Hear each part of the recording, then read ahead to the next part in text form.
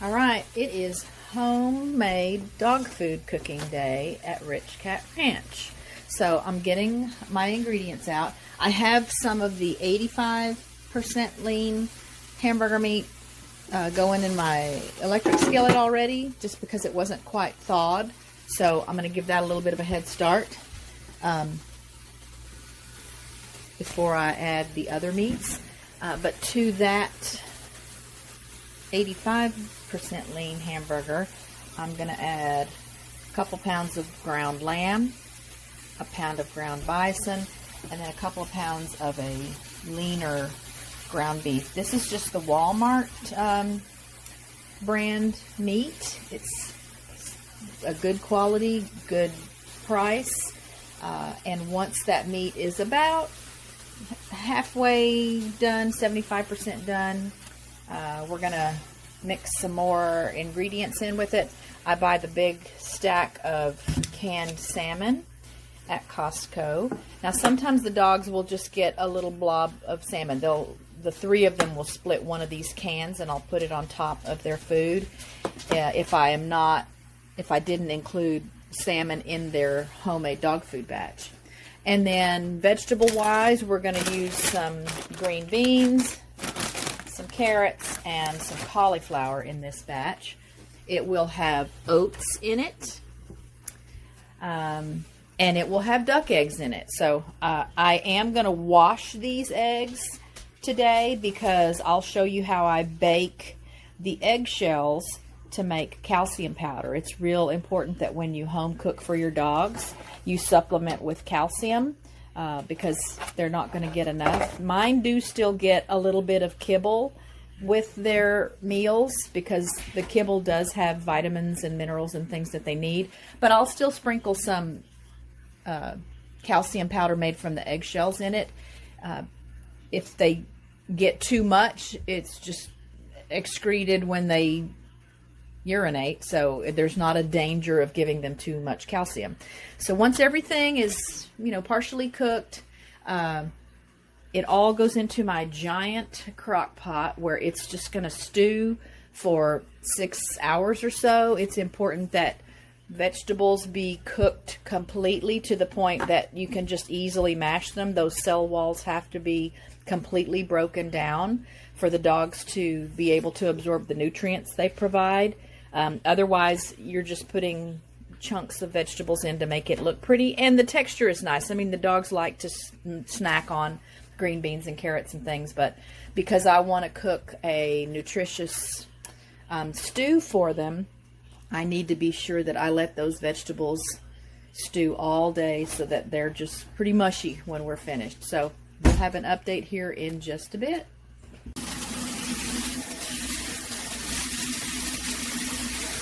Alright, so I am going to wash these eggs, because I'm going to use the eggshells to make some calcium powder. And I just take a little scrubby sponge. This sponge is dedicated just to washing duck eggs.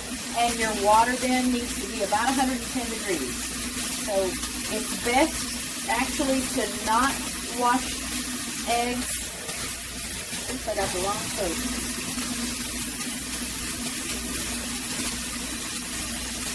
At all, just because washing raises the risk of introducing bacteria into the egg through the shell. But I'm going to wash these and immediately crack them. That way my shells are clean for baking. You just give it a good scrub.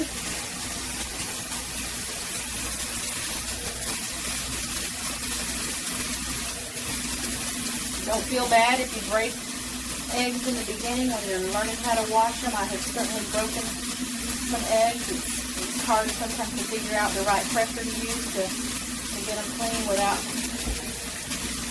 breaking them. So once that's washed, I'm going to crack it right away.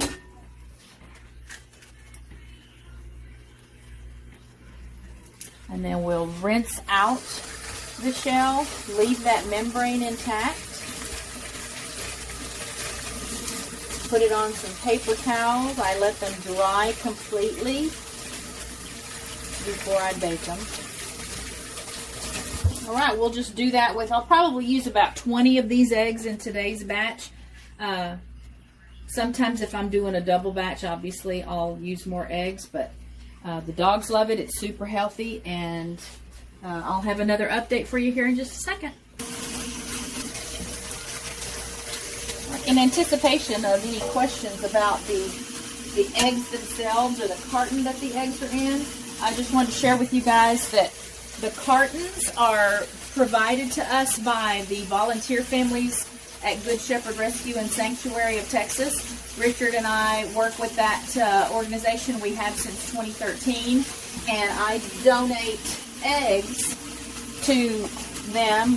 Typically, COVID last year put a damper on things, but typically we have an adoption event once a month, and prospective families for some of our available dogs will come out and meet the dogs, and I always have eggs available for our foster families and volunteers because they're such a great source of protein for the dogs. But the carton that one's in just happens to be a Kirkland carton. In exchange for the donation of the eggs, again, the families will save their other egg cartons for me, and we just make an exchange. So someone will come and pick up duck eggs to take to the event, and they'll leave me with a big batch of cartons. So I just wanted you guys to know that these eggs are the fresh duck eggs from our backyard flock, and they are just stored in the cartons that our volunteers provide. All right, we have our beef, lamb, and bison cooking here in the big electric skillet. I'll let that again get about between 50 and 75% done. I will drain the grease. There's not going to be a whole lot of grease on it, but I'll drain the grease. I've got my duck eggs washed, so the eggshells are drying. I usually let them sit for like a whole day just to be sure they're nice and dry before I bake them. And then I've just got my eggs ready to beat a little bit so that I can add it to the crock pot. In my crock pot, I've already added 4 cans of the salmon, and I'm going to add my vegetables and the oats and some water and let that get started already. I do use turmeric powder in my dog food recipes. It's got lots of benefits for dogs just like it does for humans. So there will be some ground turmeric, and then this is just the calcium powder that I've already processed from eggs. I usually just add to this jar. I'll use some of that in the recipe as well. My rule of thumb for this is that I use about 1/2 teaspoon for every pound of food I cook. So again, I'm going to throw some more things together, and we'll be back with more updates as we get a little farther into the process. Okay, the meat is, so you still see some pink, so the meat is not cooked all the way, but it's going to stew for, again, like 6 hours in the crock pot. So I've already drained it. I'm going to beat my eggs just a little bit, just so they will incorporate a little more evenly into my stew. The beautiful color of those egg yolks. I did have a girl that used to lay double yolk eggs pretty consistently, but I haven't come across any of those in a while.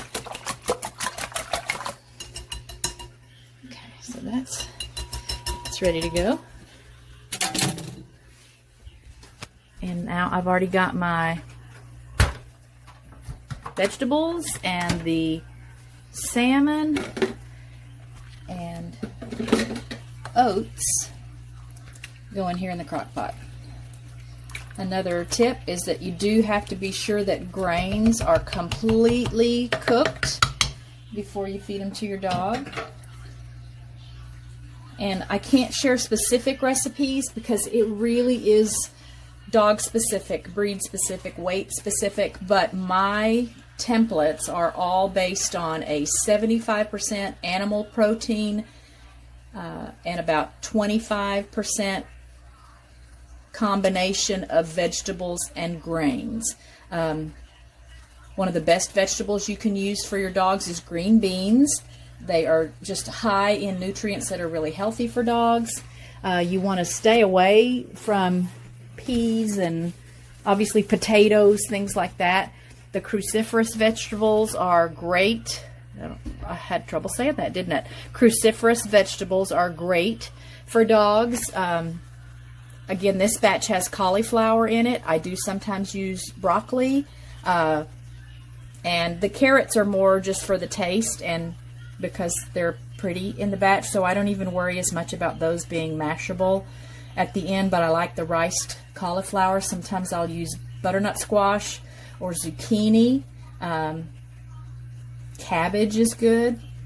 Be prepared for the gas it might trigger in your pup if he or she has not had problems with gas before. But we're going to get the meat and the eggs mixed into the big crock pot. I'll get everything stirred around and it's just going to simmer for a while. So, all right, everything is mixed together in the big crock pot. With the salmon and the duck eggs, I have 5 sources of animal protein. Ideally, you have to have at least 2 sources of animal protein in any batch of homemade dog food. This is going to just stew. I've got it on high for now. I'll let it go on high until it starts bubbling, so it'll probably be a couple of hours for sure with a pot this big that I'll let it go on high, and then I'll just turn it down to low and let it go another 4 hours or so. When I get ready to portion it out, I just use the leftover containers from the yogurt and or cottage cheese that the dogs get as toppers on their meals each night also. So along with the kibble, they get some of the homemade food. They get a blob of either cottage cheese or yogurt, and they'll still get a whole duck egg pretty frequently. So I'll be back in a bit with an update on the video, but just wanted to let you know that we've got it all put together, and now it's just a matter of time to let it cook and let everything get broken down completely so that it's easily digestible for the dogs and they can actually enjoy the benefits of having home-cooked food. Be back later. All right, we're just relaxing now. Dog food is going in the crock pot. They'll get the first of that at tomorrow night's supper because it won't be ready for tonight's supper. So tonight they'll get their kibble and some duck egg, some cottage cheese, and then tomorrow it'll be the gourmet fare from the crock pot. If you guys have questions, feel free to comment. I'll be sure to respond as soon as I can. And we thank you for watching this video. We're looking forward to sharing more of our life here at Rich Cat Ranch with you in future videos. And I hope it's been a good weekend for you. Take care, and we'll see you next time.